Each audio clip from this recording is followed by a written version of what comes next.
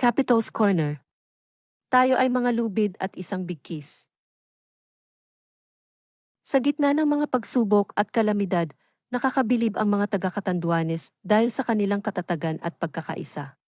Ang paggawa ng pinakamahabang lubid sa buong mundo na yari sa hibla ng Abaca ay isang patunay na kahit saan man tayo mapunta, hindi natin nakakalimutan ang ating kultura at pamana. Hindi naging madali ang mga hirap na dinanas ng mga Katandungan noon, ngunit hindi tayo sumuko. Sa halip, nagtulungan tayo upang makabangon muli at patuloy na lumaban sa kabila ng mga hamon ng buhay. Bumangon tayo sa pagkalugmok na dulot ng pandemya at mga bagyo. Ang proyektong ito ay nagbibigay ng inspirasyon sa bawat isa na hindi lamang dapat nating ipagmalaki ang ating kultura at pamana, kundi patuloy na pangalagaan at pagtibayin ito. Ito ay isang paalala na kahit sa gitna ng mga pagsubok, hindi tayo dapat sumuko sa ating mga pangarap at layunin. Higit sa lahat, ang paggawa ng pinakamahabang lubid ay nagbibigay ng lakas at pag-asa sa mga tao.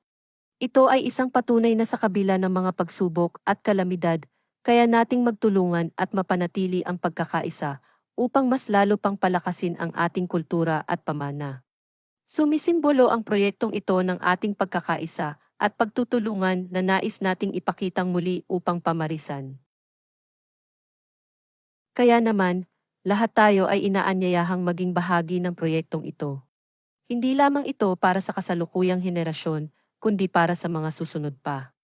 Isang alaala at inspirasyon na tayo ay maaaring maging instrumento ng pagbabago at pag-angat ng ating kultura at pamana. Sa ating pagkakabuklod, tayo ay mas matibay at mas buo. Sa ating pagkakaisa, tayo ay patuloy na lumalaban at nagpapatuloy sa pagpapalakas.